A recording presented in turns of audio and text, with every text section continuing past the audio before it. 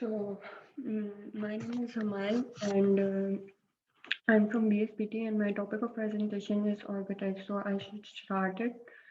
I will start my presentation now. So, first of all, I'll give a small introduction about architect. That what is basically architect. Architect is. So, it is about how a fabric is processed, like including things like dyes, finishes, and fabrics that are free of harmful chemicals and they are safe for human use.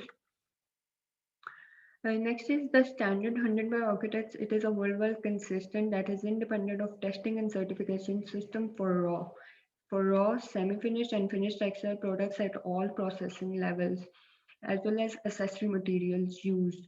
And their criteria important legal regulations such as banned azocolorants, formaldehyde, pentachlorophenol, cadmium, nickel, etc. They have numerous harmful chemicals even if they are not legally regulated. Requirement from the US Consumers Product Safety Improvement ASDCPSIR regarding lead. And there are numerous also they are numerously also environmentally relevant surface class. STEP that stand for Sustainable Textile Production. It is a certification where the permanent implementation of environment-friendly production processes like optimum health and safety and socially acceptable working condition. STEP standard mm, and the benchmarks allow certified companies to continuously improve their environmental protection achievements, and they allow the companies to continuously improve their environmental protection achievements and their social responsibility as well as their efficiency.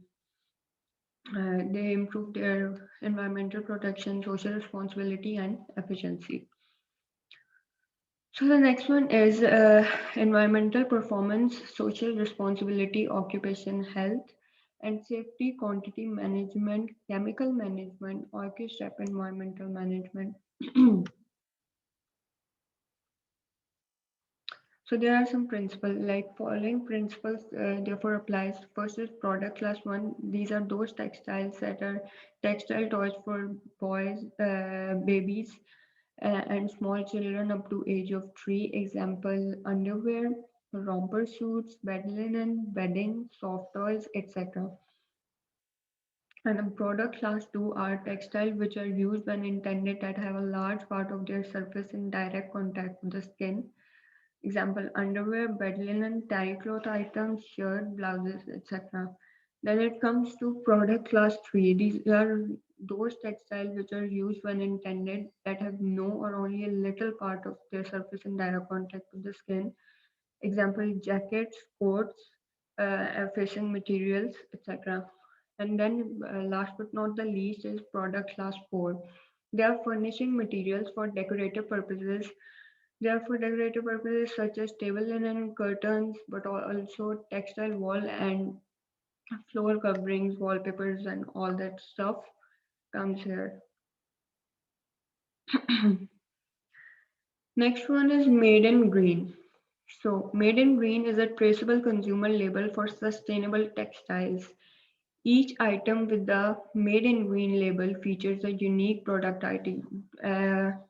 Each item from Made in Green label features a unique product ID or QR code, allowing you to trace the article's production. Each product ID gives you visibility into the various stages of the production as well as the countries in which textiles were manufactured. It's all about Made in Green. Then it comes to Eco Passport by Oikotex. It is a certification system for chemicals, colorants, auxiliaries that are used to manufacture textile.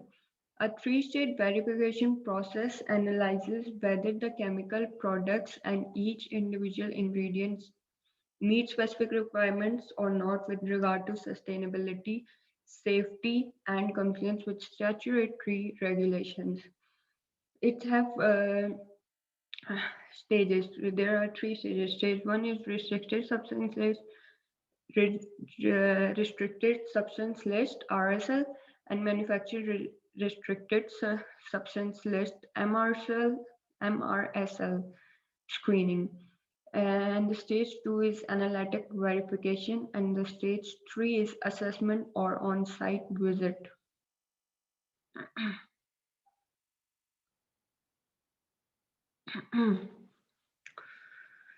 So now we come to textile products.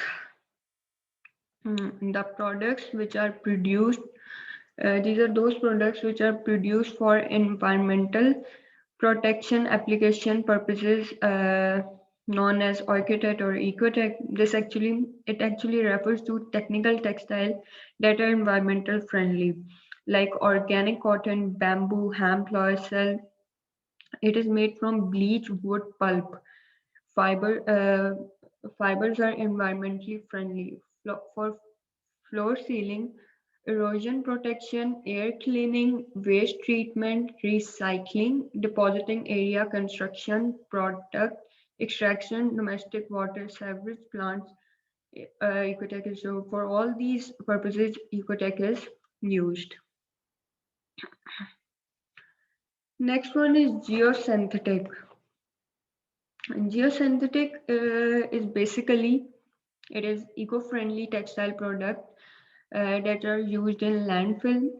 This is a site for the disposal of waste materials by burial and it is the oldest form of waste treatment. Waste management that means to protect landfills from leakage of municipal or hazardous waste. So basically, it treats with the waste materials and municipal hazardous waste and product these type of things. So eco-friendly fiber can be divided mainly into following types. There are four types. First type is organic cotton, organic wool, organic silk, and hemp. Second one is man-made soybean, lyocell. Third one is recycled cotton or recycled wool. Fourth one is naturally colored cotton.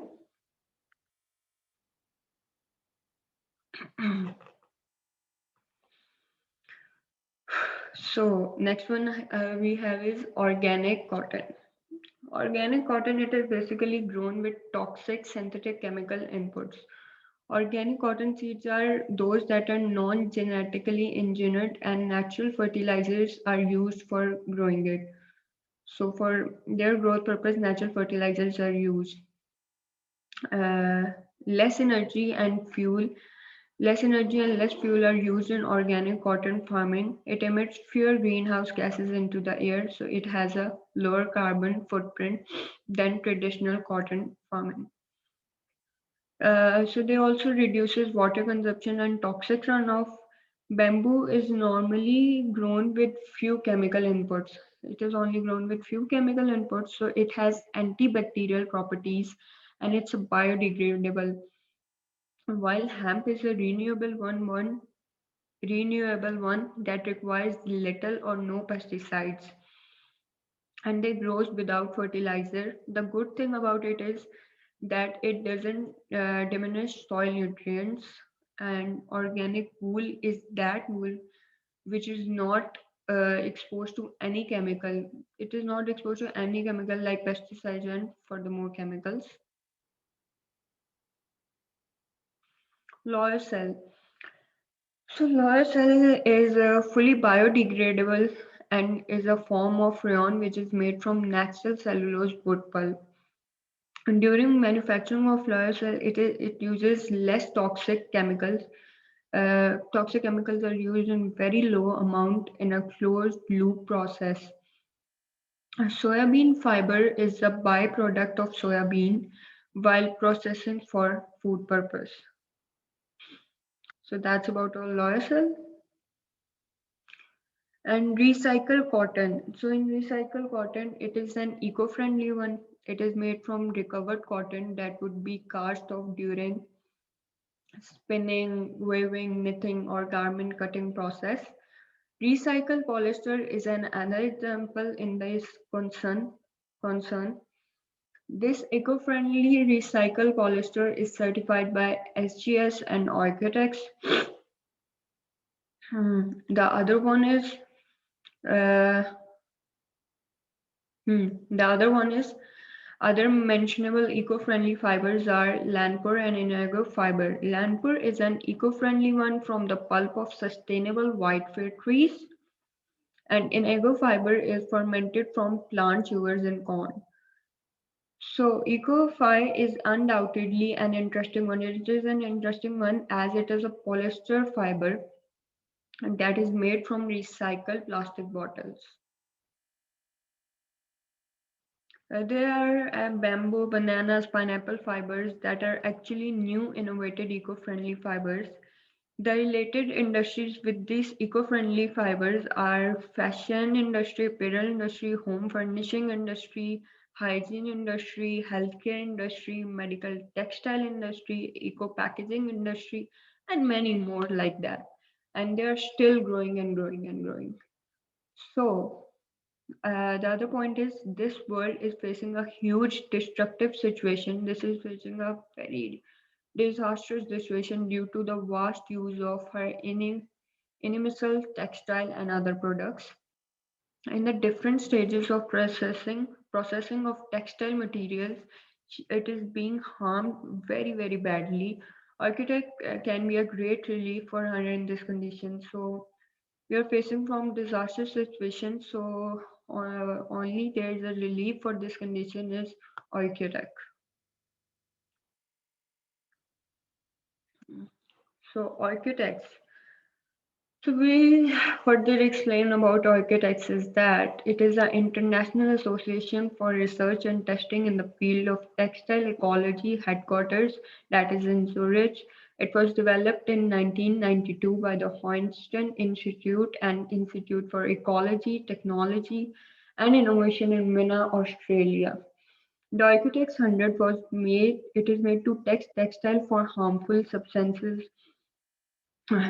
to consumer. It provides a consumer to confidence in textiles label. Textile with this label are proven as the products which are below the set limit values for particular harmful substances.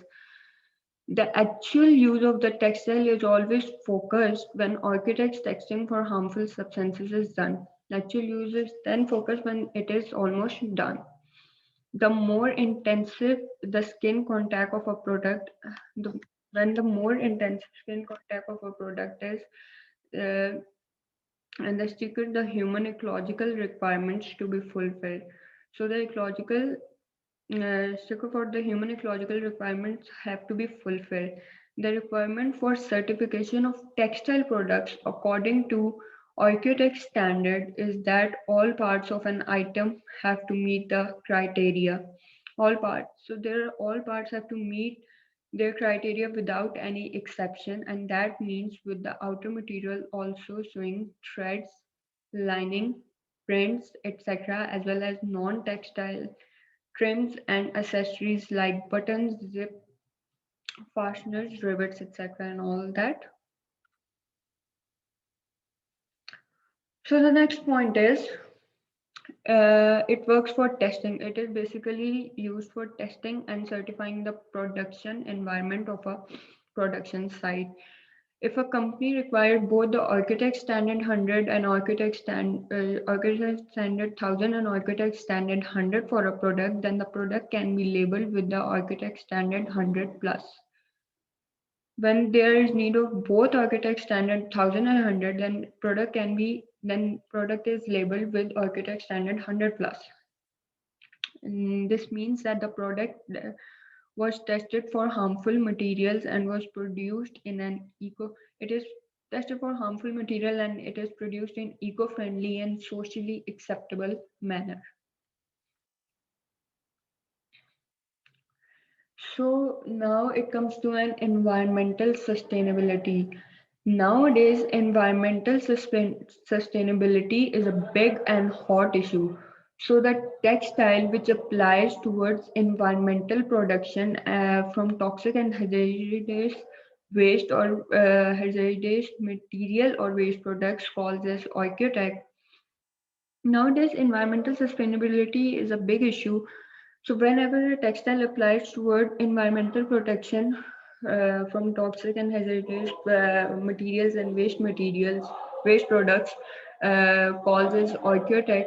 The word Oikotex, also known as the Oikotex, is known as ecological protection environment textile. So the key example of this type of technical textile are domestic waste fabrics. The example of this type textile is domestic waste fabrics and waste recycling parts, corrosion safety, etc. So other than this, you can find number of useful products.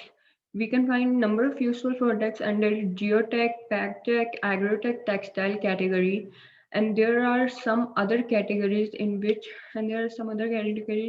you find landmark products of technical textile industry.